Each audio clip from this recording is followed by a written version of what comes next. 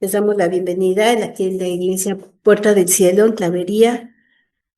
Y el día de hoy vamos a hablar acerca de la casa del Padre.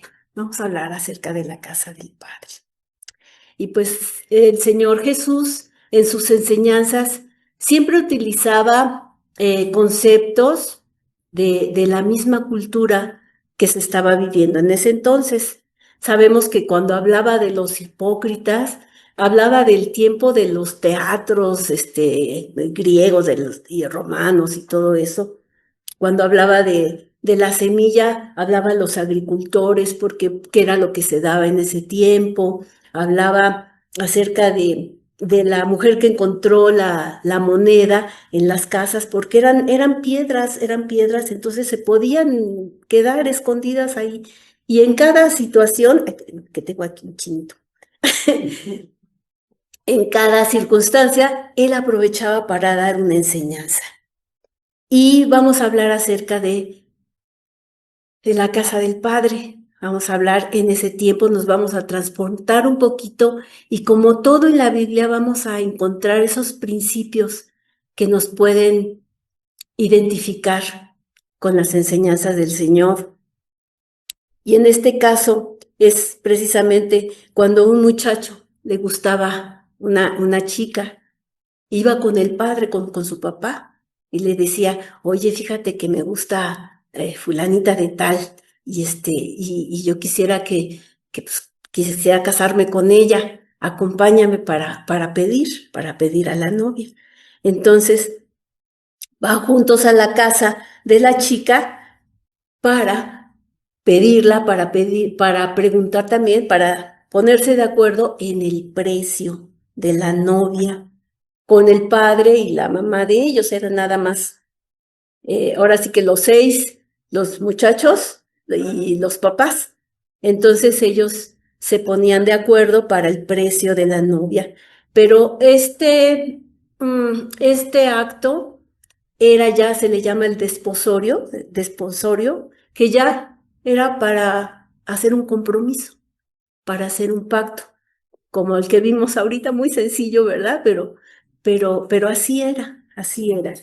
Entonces, cuál es la diferencia entre el precio de la novia y lo que conocemos como dote? Sabemos que, por ejemplo, en la cultura hindú, pues nace una hija, es mujer, y bueno, los padres ya, o sea, ya se les echó a perder la vida porque lo único que tienen que hacer es trabajar duramente para poder tener la dote de la novia para que se pueda casar. Entonces, pues ya, y bueno, se maneja como, pues sí, o sea, la mujer como un intercambio, ¿no? Pues para que ya, o sea, para que se case tenemos que pagar porque se case. En cambio, el precio de la novia es el pago que hacían los padres del hijo hacia los padres de la novia.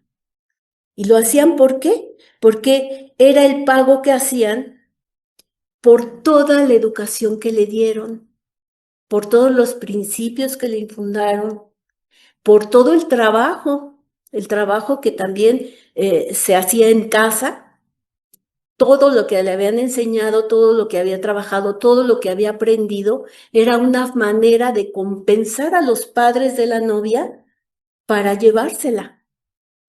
Entonces, muy diferente cuando vamos a a la cultura en los tiempos del Señor Jesús.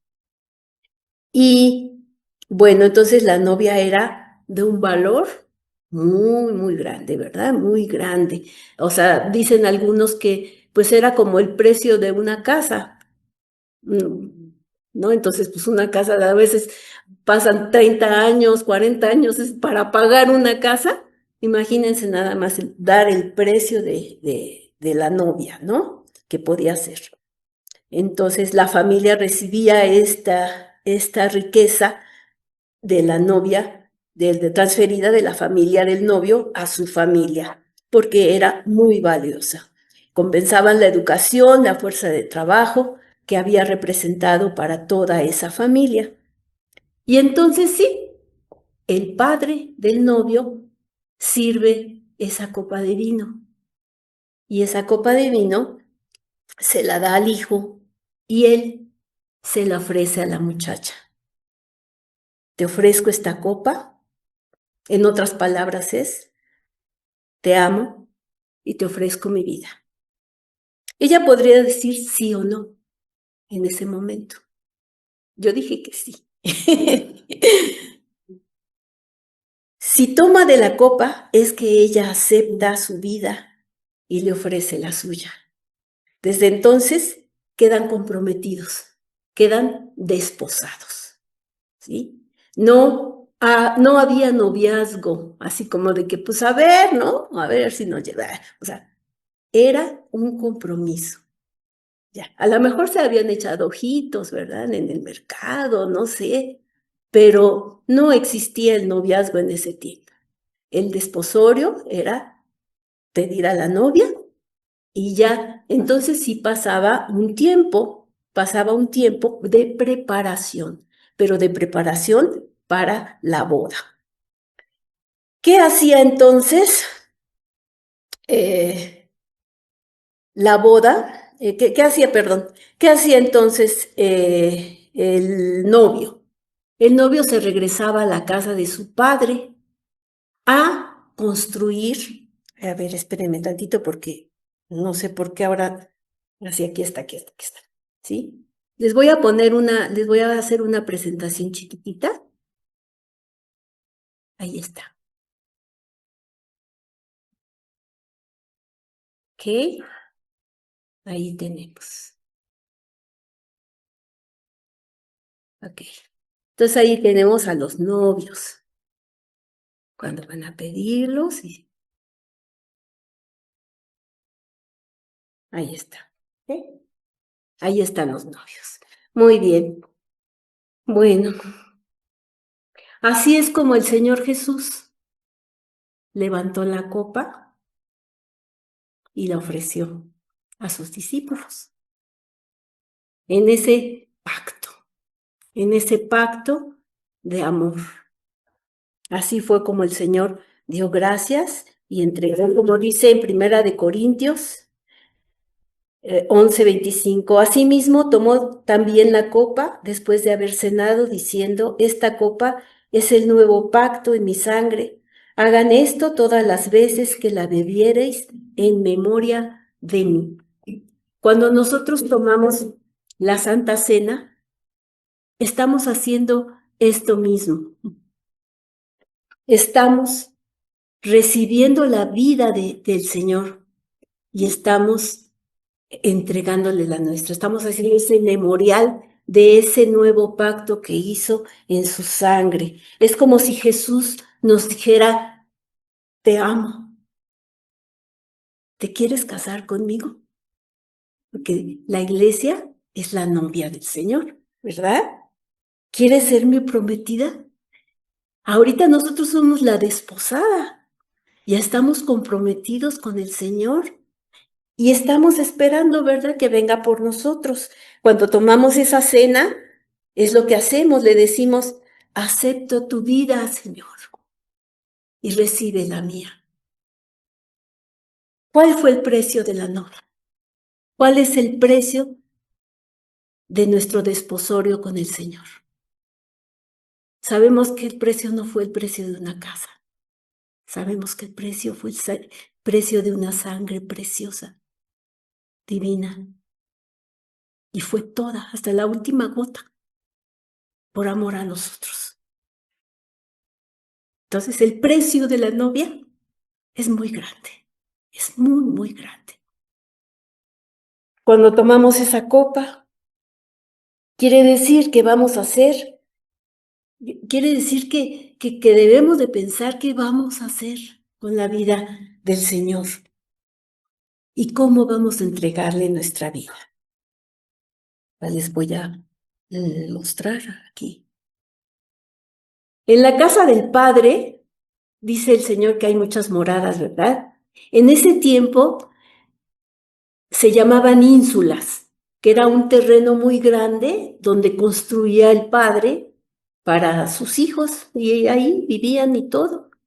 Cuando uno de los hijos, que tenían muchos, ¿verdad? En esa época se acostumbraba a que tuvieran muchos hijos, se iba a casar, entonces pedían a la novia, regresaba a la casa del padre a construir la casa para su esposa. Entonces en esa ínsula se iban haciendo diferentes casitas, ¿verdad? Vamos a decir, se hacían diferentes casitas. El desposado regresa a la casa del padre a construir la casa para la novia. En Juan 14:2 dice, en la casa de mi padre muchas moradas hay. Si así no fuera, yo no os lo hubiera dicho. Voy, pues, a preparar lugar para ustedes. Quiere decir que el Señor se fue a construirnos nuestra casa, como novia, como esposas, ¿verdad? Y bueno, pues sabemos que el Señor Jesús era carpintero como su padre, ¿no? Porque ahí pues se iban pasando los oficios de generación en generación y aprendían el oficio y de eso trabajaban. Pero aquí tenemos al Señor, no nada más se trabajaba la madera, sino que se le llama tectón, que en resumen, el tectón, como en Marcos 6:3, que no lo vamos a ver, se refiere a su oficio original como constructor y a su misión espiritual más amplia de edificar la iglesia y la vida de los creyentes.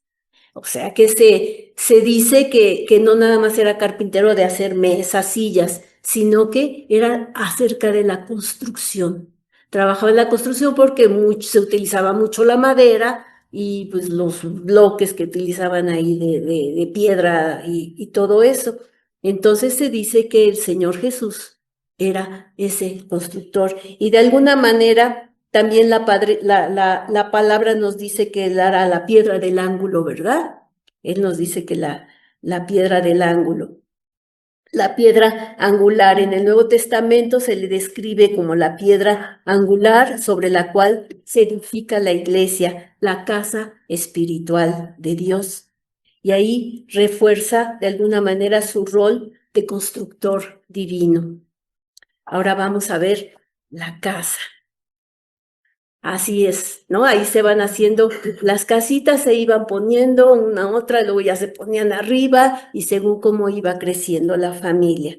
¿Qué hacía la novia por su parte? Bueno, pues preparaba su ajuar, preparaba sus cositas, aprendía a cocinar, se ocupaba de todas las cuestiones para ser esa administradora de su hogar, ¿verdad? La mujer virtuosa que conocemos en Proverbios 10 en adelante, ¿verdad? Proverbios 31, 10 en adelante. Y aquí es donde, pues se pasa ese tiempo, vamos a decir, no sé, a lo mejor un año, pero entonces se estaban esperando a que llegaran por la novia. ¿Sí? No sabían en qué momento podían llegar, porque el padre del novio era el que decidía en qué momento ya estaba lista la casa, en qué momento ya estaba. Entonces, pues el otro se apuraba, porque si se quería casar, pues se apuraba más a trabajar y hacer su casita. Y entonces el padre es el que decidía en qué momento. Pero la novia no sabía cuándo. Y todas las amigas de la novia estaban emocionadas también, preparándose para la boda, para cuando llegara el novio. Y aquí vemos también la parábola de las vírgenes, ¿no? De las vírgenes, las sensatas y las insensatas, en Mateo 25, del 1 al 13, que lo pueden ver después, que las vírgenes prudentes y las insensatas. Aquí vamos a ver que tenían sus lámparas encendidas, bueno, tenían para esperar, ¿verdad? Cuando llegara el novio por la novia. Y pues esto nos habla de nosotros como creyentes también, ¿verdad? Que tenemos que estar preparados para la venida de nuestro amado, de nuestro rey, de nuestro esposo. y representa a esos cristianos vigilantes, llenos del Espíritu Santo, porque pues el aceite de las lámparas representa al Espíritu Santo para el regreso de Cristo. Y teniendo ese aceite, ¿no? De obediencia, de verdad, de fe en esas lámparas, que es la palabra de Dios, para iluminar el camino y no ser tomados por sorpresa, ¿verdad? Estemos desapercibidos y venga el Señor y oh, bye bye, ya te quedaste, ¿no? Son el ejemplo entonces de la sabiduría y la previsión espiritual frente a las vírgenes insensatas que no se prepararon, que no se mantuvieron alertas, simbolizando la necesidad de una fe activa y constante para que podamos llegar a ese lugar con el Señor. Y es el Padre entonces el que decide cuando está terminada esa casita. Aquí vamos a ver una lamparita herodiana, o sea, quiere decir que era más o menos de ese tiempo, ahí la podemos ver. Y entonces le decía, ya puedes ir por la novia. Y todos los amigos del novio iban sonando música, panderos, era una fiesta que iban hasta la casa de los novios y se oía, ya vienen, ¿no? Entonces todos se ponían en fiesta, se emocionaban y ya pasaba por ella, ya tenía todo listo, ¿verdad? Para irse, su vestido de novia, todo, ¿verdad? Entonces las amigas también ya estaban listas y todas corrían y era una algarabía para llegar a llevársela a la casa del padre. Y es el padre entonces el que decidió. Y entonces van por la novia, las mujeres muy contentas en la gran fiesta, porque ya viene el novio, y el novio pues allí con sus amigos también, ¿no? Con todos sus amiguchos. Así es como dice en Mateo 24:36, pero el día y la hora nadie sabe, ni aun los ángeles de los cielos, sino solo mi Padre, ¿verdad? Él sabe. Todos lo acompañan, todos acompañan al Señor y entonces van a la boda. Ahí tenemos a la novia, que es la iglesia, esperando el regreso de su Señor. Y ahí tenemos las bodas del Cordero. Bueno, es una imagen, ¿verdad? Jamás nos vamos a poder imaginar lo maravilloso que va a poder ser encontrarnos con el Señor, ir a esas bodas de Cordero con su iglesia, ¿verdad? Preparada, limpia, como decíamos en la canción, ¿verdad? Que se le ha concedido vestirse de lino fino, que es la pureza, la santidad, y que va a haber también un lugar para cada uno de nosotros en ese banquete celestial. Es muy cortito este mensaje, pero sí espero que podamos pensar en ello, ¿sí? Yo si no hubiera sabido lo que representa ese misterio de lo que representa el matrimonio, yo creo que yo no me hubiera casado. Porque yo creo que hubiera sido feminazi. Pero cuando yo conocí al Señor y aprendí el propósito del matrimonio, aprendí lo que representa también en nuestra propia vida ese pacto, ¿sí? El otro día me dijo mi esposo, ¡ay, 25 años! Y, híjole, deberíamos de darnos un año sabático. Le digo, pues va, pero no, o sea, sabemos que hay algo más alto, hay algo más grande que todo lo que podamos tener y todas esas dificultades, y yo veo que han sido para crecimiento personal y para, como parejas, es lo que digo, yo ya no consigo la vida sin mi esposo.